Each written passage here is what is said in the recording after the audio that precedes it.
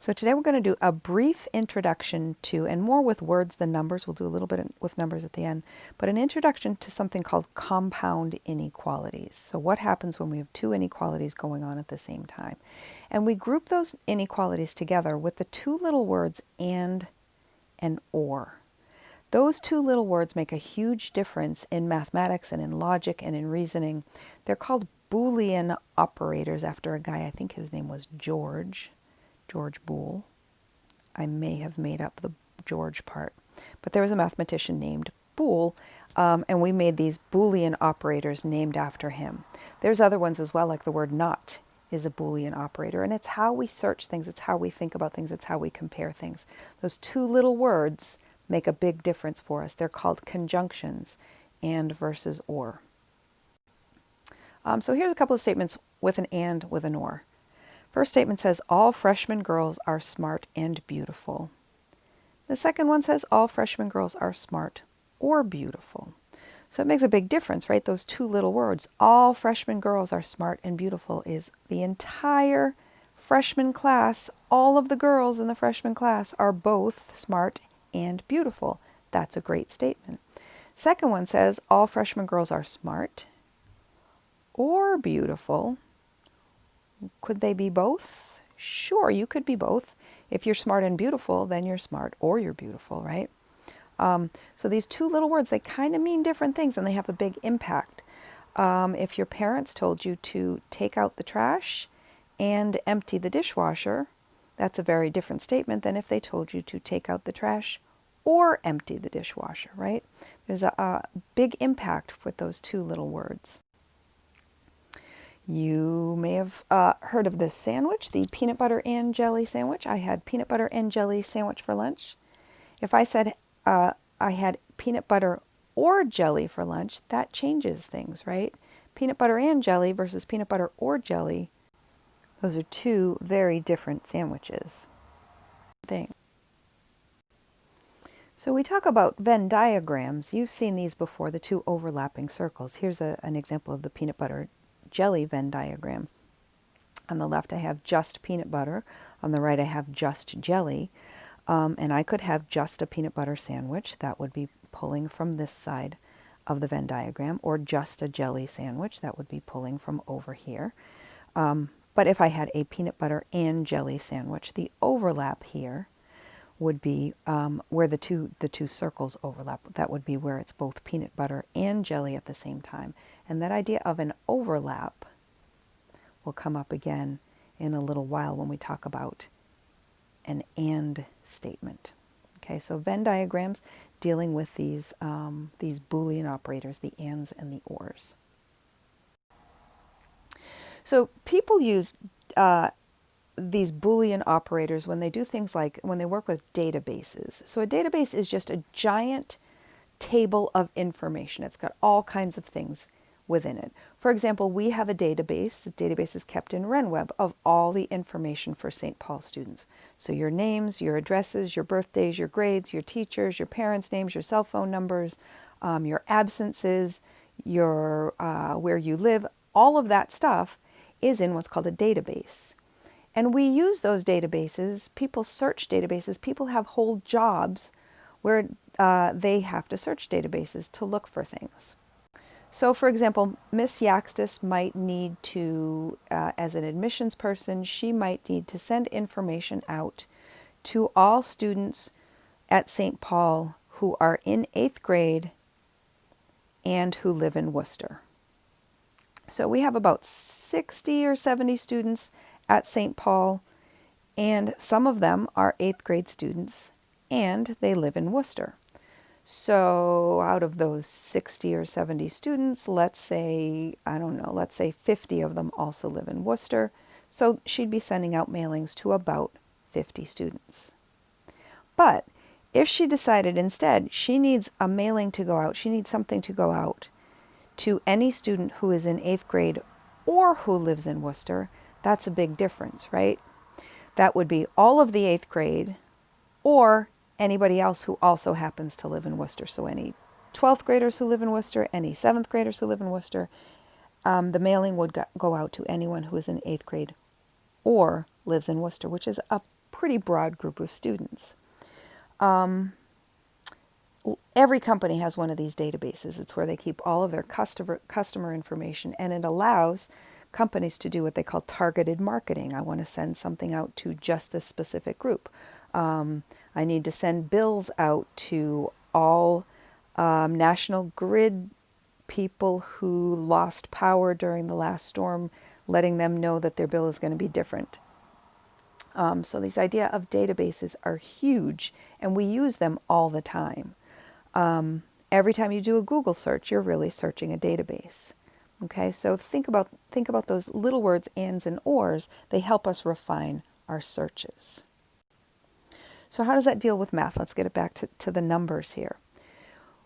If I asked you to show me on the number line all numbers that are less than 8 and at the same time that are greater than or equal to 3.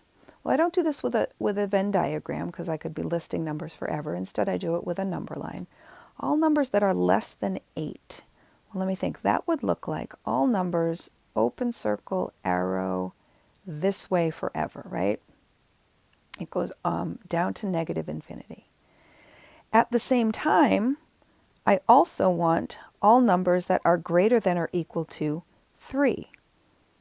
So let's see, greater than or equal to 3 would be, let's see, 3 is right here with a closed circle and an arrow this way, greater than or equal to 3. And as I mentioned before when we talked about the peanut butter and jelly, what we're looking for with these and statements is the overlap of both of those regions. Where are both of those things true at the same time? Well, they're true from here to here, right? All of these numbers, if I pick the number 4 is less than 8 and at the same time it's greater than or equal to 3.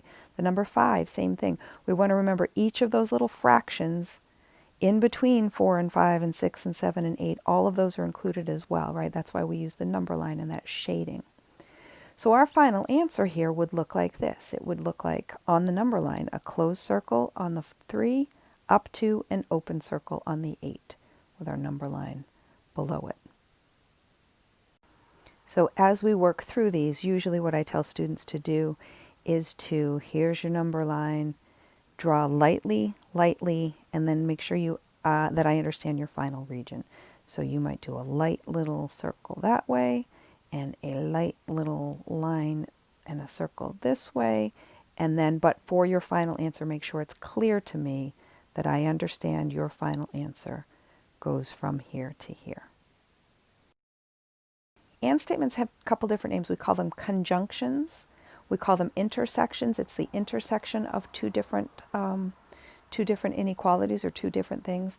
We use this upside down U to represent an intersection or a conjunction.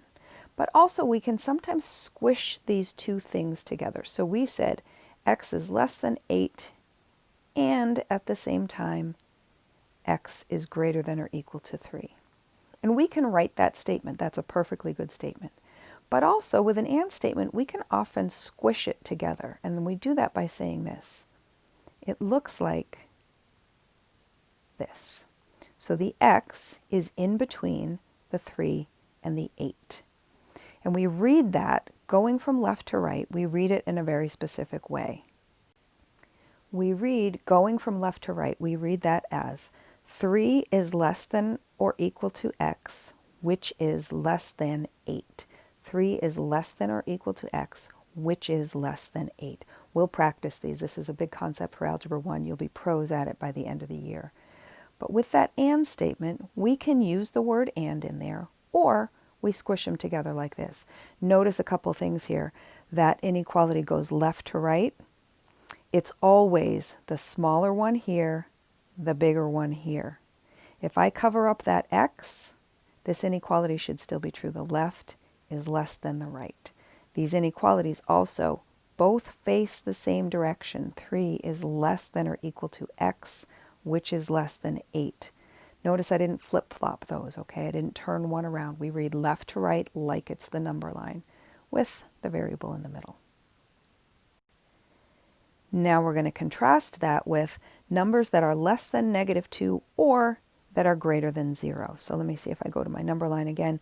Numbers that are less than 2 or less than -2 would go that way, or that are greater than 0 would go this way. I don't need an overlap here. Any number that is covered up by the part of that, by what's shaded on the number line is part of my solution here. The number 4, or -4, hey, that's less than -2, it's part of the solution set. The number 1, it's greater than 0, so it's part of the solution set. If it's in one or the other, it's part of the solution set. With an or statement, we have these special as well. We call them disjunctions or unions, or we use that right side up U. And with an or statement, you will know an or statement always because we will have that word or in there. Here we would say x is less than -2 or x is greater than 0. If it's an or statement, it will always have the word or in it. If it doesn't have the word or in it, we'll assume it's an and statement, okay? So for every or statement, you'll know because that word or will jump out at you. If it doesn't, it's probably an and statement. Again, we're just starting these today. I want you to go into the Desmos link and just try today's activity. We'll talk more about these as we're together and in the video tomorrow. All right, these are big ideas. It's kind of the first time we've seen some of these ands and ors. We don't have a ton of time to dive deep into them this year, so we'll just do a kind of a brief introduction and be ready to go from there. All right, have a good day, everybody. Bye-bye.